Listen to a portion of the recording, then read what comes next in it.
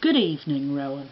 It's the 1st of January 2016 and it's just before midnight, and I'm a bit late making you this video this evening because I forgot it was Friday with all the excitement. But of course I need to reassure you that I won't be seducing any priests over the weekend, don't I? You sad bastard, was that the best you could do? Anyway, I thought we could talk a bit more this evening about your lecture that you gave at St Paul's Cathedral, your bizarre lecture about Christmas that you gave on the 8th of December 2015. So without further ado, I'll move on to comment on a couple more things that you said. So someone asked a question: if you were still the Archbishop of Canterbury, what would you be saying in your Christmas sermon this year? And this is what you say: preaching every year on Christmas Day in Canterbury with the cameras was always a huge challenge, because part of me wanted to say some really very simple things, but also I was aware that people were conscious of living in a complex world.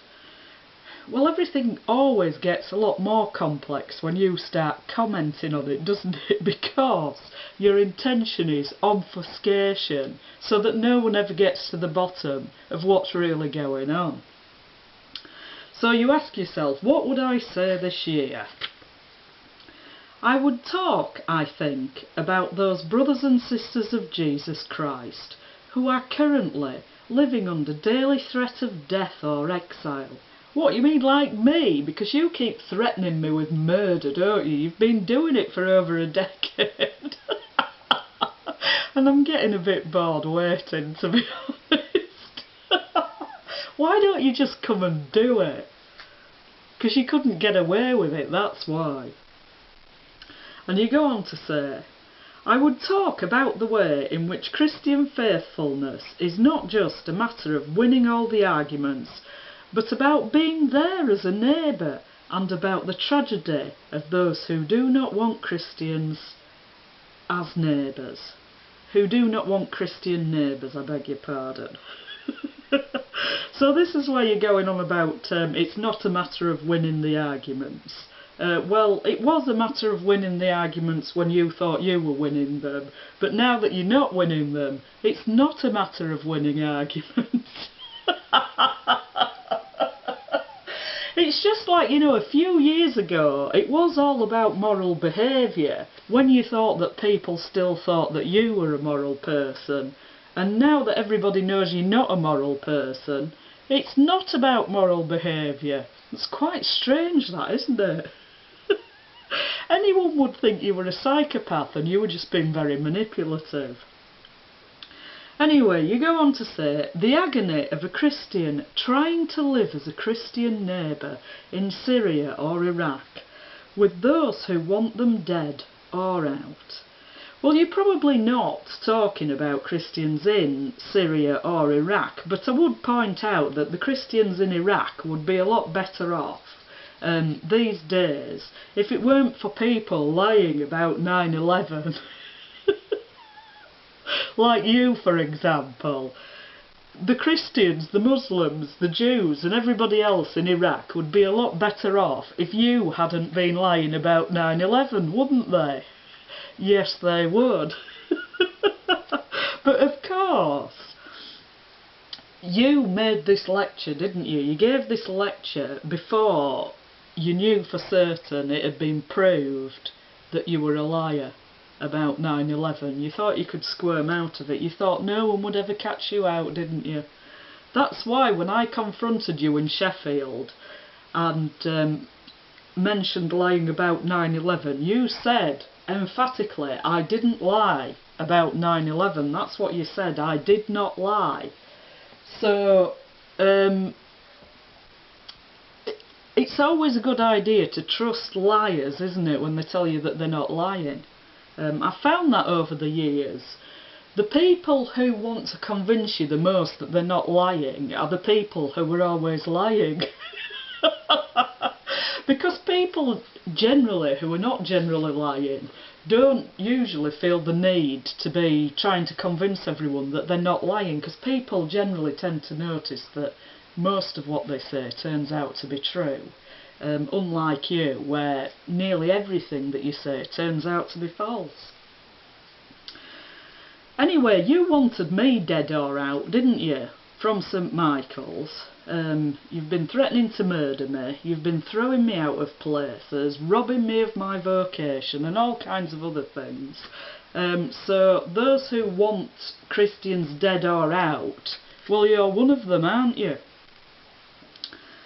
And I would want people to pray very, very hard for them. I would want some of that praying to turn round into some questioning of ourselves. How we ourselves become better neighbours in our manifold and complicated world. And you put a deliberate waver in your voice. A deliberate waver in your voice. Our manifold and complicated world, like you're about to burst into tears over it. Oh, you know, people are suffering so much. And I'm just so compassionate, I can't stop my voice breaking when I'm talking about it, because I'm so good and holy and such a good Christian, and I'm so compassionate, and I certainly wasn't lying about 9/11, which has led to over 1 million deaths all over the Middle East, that I'm supposed to care so much about, because I love Muslims so much. That's why I'm always involved in interfaith dialogue. It's not because I'm trying to eliminate Christianity and other traditional religions. Oh no, it's because I care about Muslims so much. That's why I go all over the world and on TV lying about being in Manhattan on 9/11. Right, moving on. How we ourselves become better neighbours in our manifold and complicated world. How we become better neighbours, even to our enemies. How we become better neighbours in the long term to that agony-ridden area which is the Middle East. Because I, like others, am apprehensive that we have settled for what looks like decisive short-term action, without very much clarity about the long-term well-being we want to see.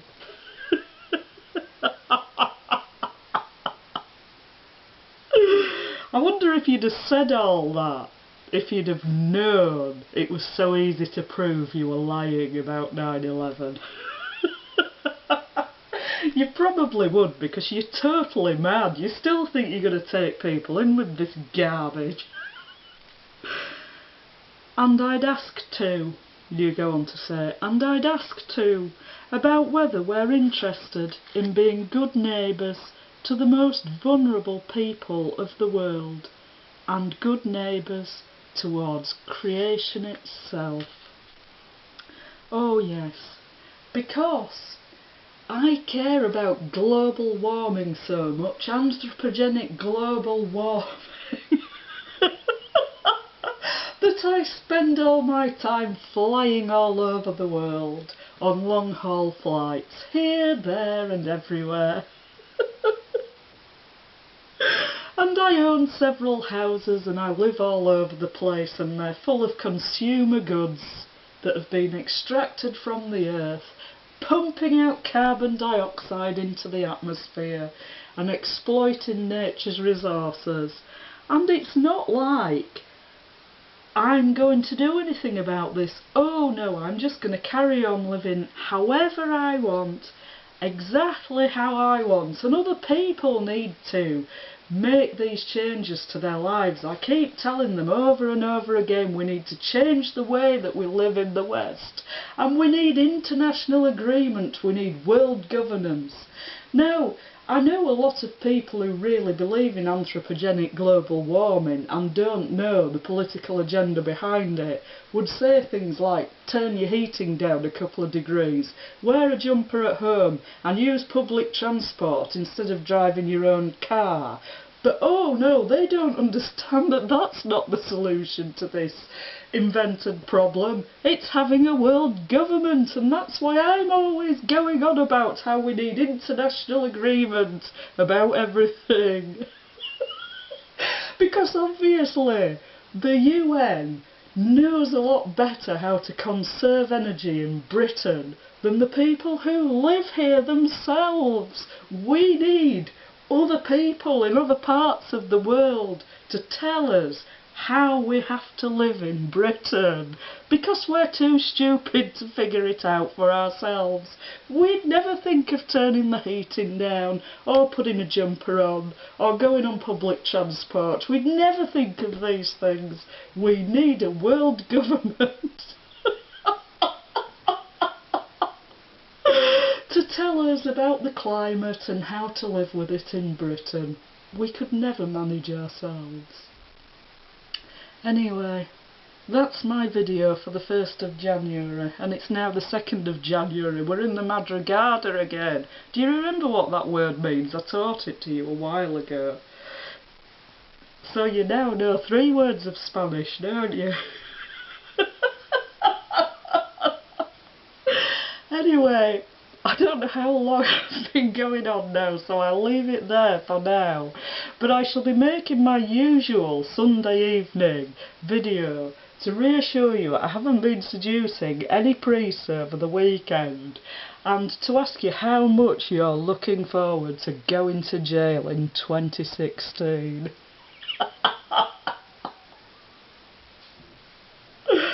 Oh dear. So, and the other thing I want to mention as well, I hope you don't think my Merry Christmas Rowan video is the end of what I'm putting together for you, because I do have another one in the pipeline as well, a kind of Happy New Year Rowan, if you see what I mean. So you'll have to wait to see what that's about, won't you? But it'll take a little while to compile. But don't worry, I'll get there in the end. And then your fame that your fame as a promoter of the globalist agenda will be known even more widely, and all the hypocritical crap that you talk, it's going to come out of your own mouth, you see.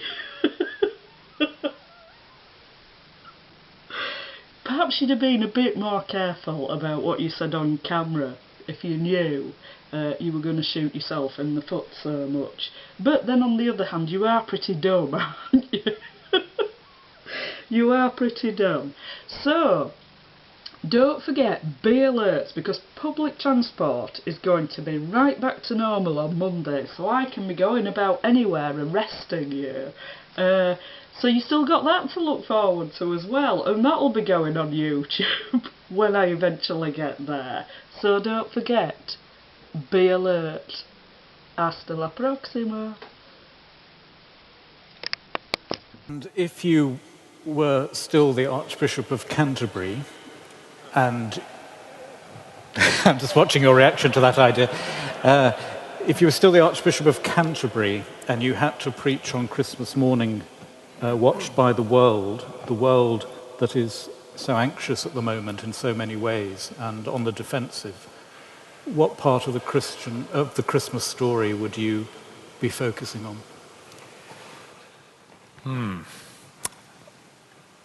Preaching every year in Canterbury on Christmas Day with the cameras was always a huge challenge, because part of me wanted to say some really very, very simple things. And as you may have noticed, I didn't always succumb to that temptation. But also I was aware that people were conscious of living in a complex world. What would I say this year? I would talk, I think, about those brothers and sisters of Jesus Christ who are currently living under daily threat of death or exile. I would talk about the way in which